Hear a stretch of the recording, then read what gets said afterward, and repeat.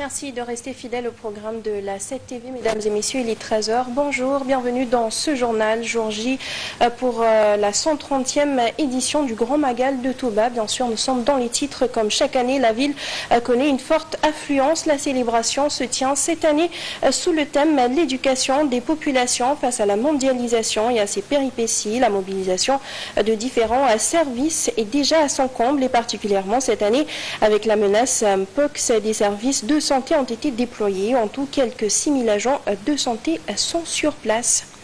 Voilà tout pour l'essentiel des titres. Le développement, c'est tout de suite.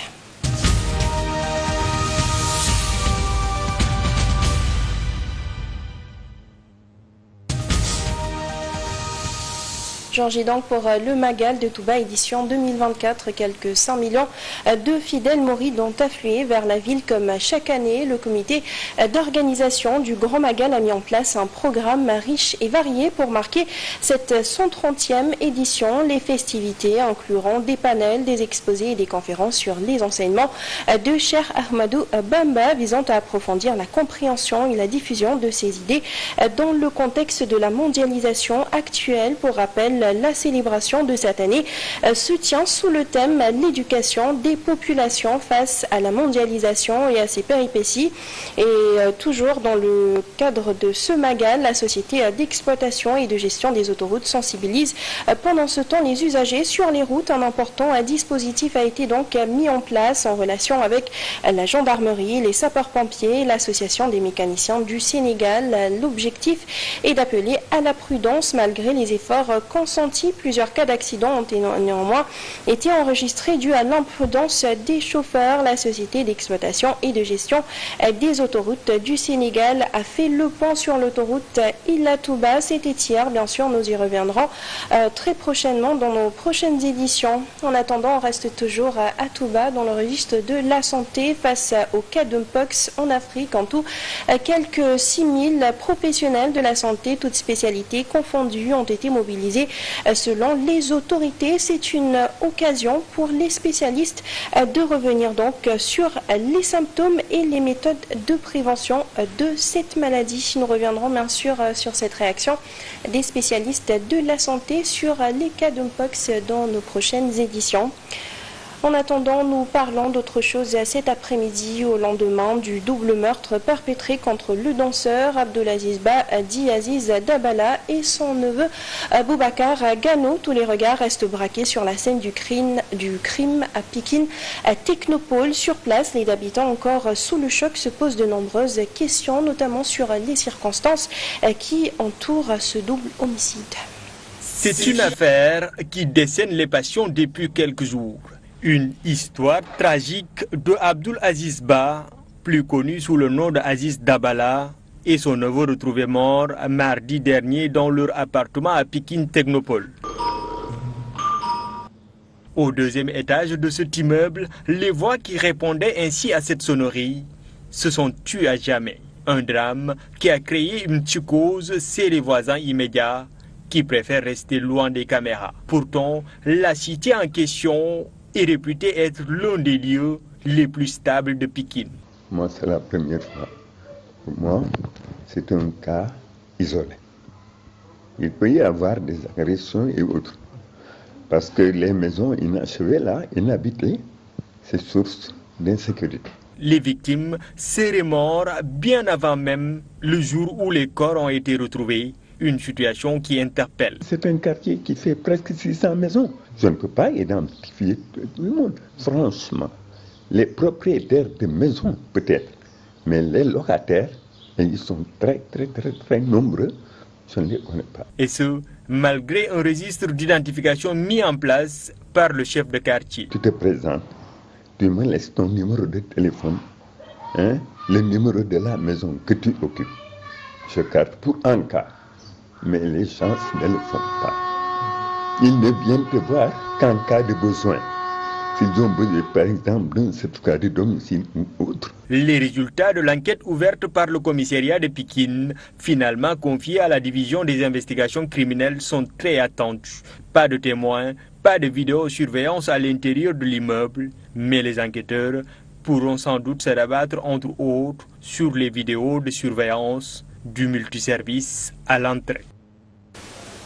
Et toujours sur cette affaire, d'après les révélations du quotidien Le Témoin dans son édition d'hier, les comptes Wave du danseur Abdulaziz Ba alias Aziz Dabala et son neveu ont été vidés peu de temps après l'annonce de leur décès. Les retraits d'argent ont été effectués quelques heures seulement après la découverte des corps sans vie des deux hommes. Plus de 40 partis et mouvements composent la nouvelle alliance de l'opposition.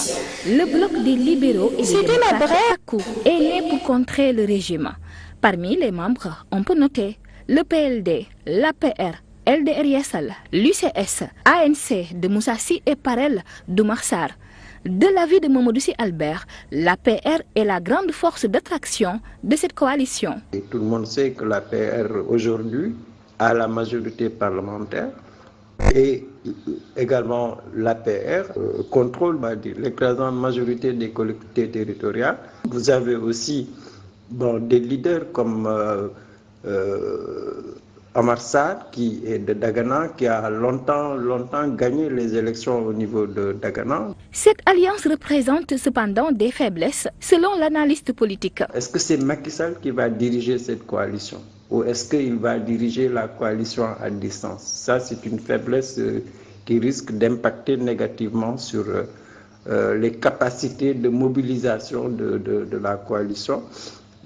L'autre faiblesse, c'est que l'APR s'affaiblit après la défaite de mars 2024. Oumar Sarr aussi n'est plus aussi puissant qu'avant. Abdoulaye Baldé n'est pas puissant. Aujourd'hui, c'est le pouvoir qui est dominant dans le sud. L'absence du PDS et du parti Réumi constitue en outre un handicap de cette mouvance qui se déclare libérale et démocratique d'après lui. Est-ce qu'ils peuvent avoir aujourd'hui plus de représentativité par rapport au PDS ou est-ce que le PDS va rejoindre? Il y a aussi Idrissa Seck qui est libéral. Est-ce que le PDS et les Réumi s'ils ne sont pas dans cette coalition, ça va être une faiblesse. Reconquérir l'opinion est le plus grand défi de cette nouvelle alliance, d'après Mamadou Sy Albert. Une tâche qui semble ardue, car les Sénégalais aspirent au changement.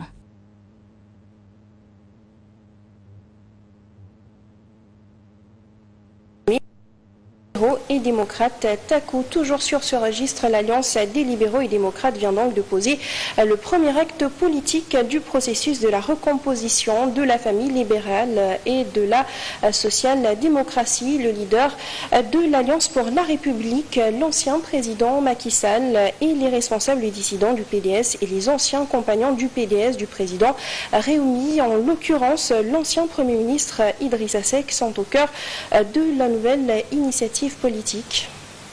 Les enjeux sont relativement clairs au regard de la plateforme unitaire des libéraux et démocrates. L'Alliance décline entre autres priorités la défense des acquis démocratiques et des héritages, l'organisation d'élections libres, démocratiques et transparentes, le consensus en matière électorale et l'unité la plus large des forces de l'opposition. Évidemment, nous ne sommes qu'au début d'un processus complexe de la recomposition des forces politiques en général et singulièrement de la famille libérale et de la social-démocratie. Le PDS, qui est la racine organisationnelle et idéologique du libéralisme social au Sénégal et en Afrique, fera-t-il partie de la coalition? Le leader du Réumi rejoindra-t-il la mouvance unitaire en gestation? Les socialistes, les progressistes et les alliés de gauche du PS et de l'AFP quitteront-ils le Benno? Autant de questions surgissent après la naissance de l'Alliance des libéraux et démocrates. Mais en attendant les réponses de l'Alliance à de telles interrogations, le baptême de feu de ce cadre unitaire sera certainement la date des élections législatives, dès la dissolution de l'Assemblée nationale. Le consensus électoral sera le cheval de bataille des libéraux et démocrates. Les deux camps sont déjà sur le pied de guerre. Du côté de l'éducation, à présent, après la décision des autorités universitaires de fermer le campus social de l'université Cheikh Anta Diop de Dakar, ce jeudi, beaucoup d'étudiants ont quitté en masse leur pavillon. Toutefois, ils n'ont pas manqué de déplorer le fait que la fermeture du campus social précède celle du campus pédagogique, chose qui risque donc de porter préjudice à certains étudiants qui n'ont pas encore terminé les cours. Bagages brandis, sac au dos ou à la main, voilà ce qui témoigne la fermeture du campus social de l'UCAD. À la grande porte, c'est l'affluence. Les étudiants quittent le temple du savoir en masse. Un départ plutôt que prévu, qui n'est pas du goût des étudiants rencontrés. Bon, nous n'avions pas préparé, mais puisqu'ils ont dit que bon, c'est un délai de rigueur, donc nous n'avons pas le choix. Nous sommes obligés donc de sortir. Bien vrai qu'il y a certains qui ne sont pas là. Et nous sommes bagages, après nous y Oui, la décision nous a un peu surpris parce que nous y attendons pas. Bon, fermeture campus, comme étudiants, il y a le métier parce que nous avons quand même.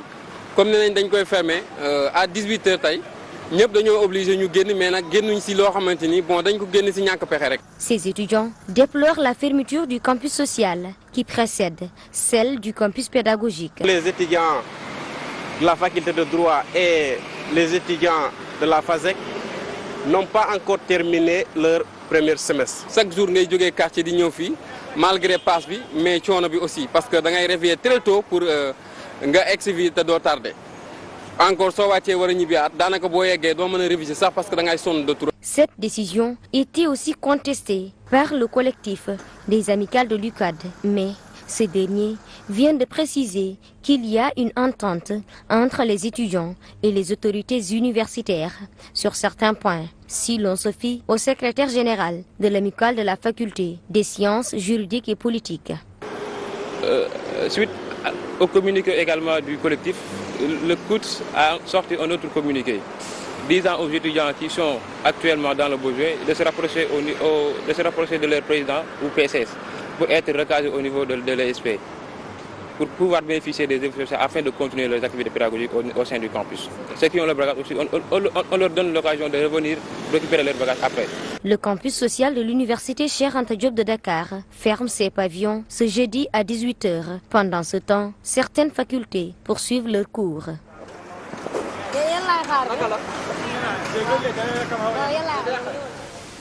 Nous parlons à présent de la mise en service de la centrale électrique de West African Energy. Ce sera pour le mois de septembre prochain, promettant une réduction de 40% du coût de l'électricité. Le directeur général de la Sénélec salue l'innovation. Il était sur place pour s'enquérir de l'avancement des travaux. C'est 25% de la production d'électricité. L'idée et le but, c'est la réduction du coût de l'électricité de 40% pour le consommateur, pour Sénélec et donc par conséquent pour le consommateur. Et cela nous, en tout cas, ça va faire tache d'huile parce que c'est la première fois en Afrique, et j'ose le dire, que des Sénégalais, des Africains ont monté ce projet de A jusqu'à Z, qu'on a pu dans une synergie à la fois technique et financière, monter ce projet qui est très important pour les populations du Sénégal, pour la population du Sénégal, mais aussi pour le gouvernement du Sénégal, parce que ça va permettre une réduction de coûts de production pour Sénélec et puis aussi donc de surcroît pour les entreprises et pour les populations. On termine avec du sport cet après-midi avec une note de basket. Les Lions sont donc fixées. Seule équipe invaincue des 4 qualifiés pour les demi-finales du tournoi pré-qualificatif pour la prochaine Coupe du Monde féminine. 3 victoires en 3 matchs qui se disputent actuellement à Kigali. L'équipe nationale du Sénégal connaît son adversaire pour les demi-finales. Il s'agit du pays hôte même, le Rwanda.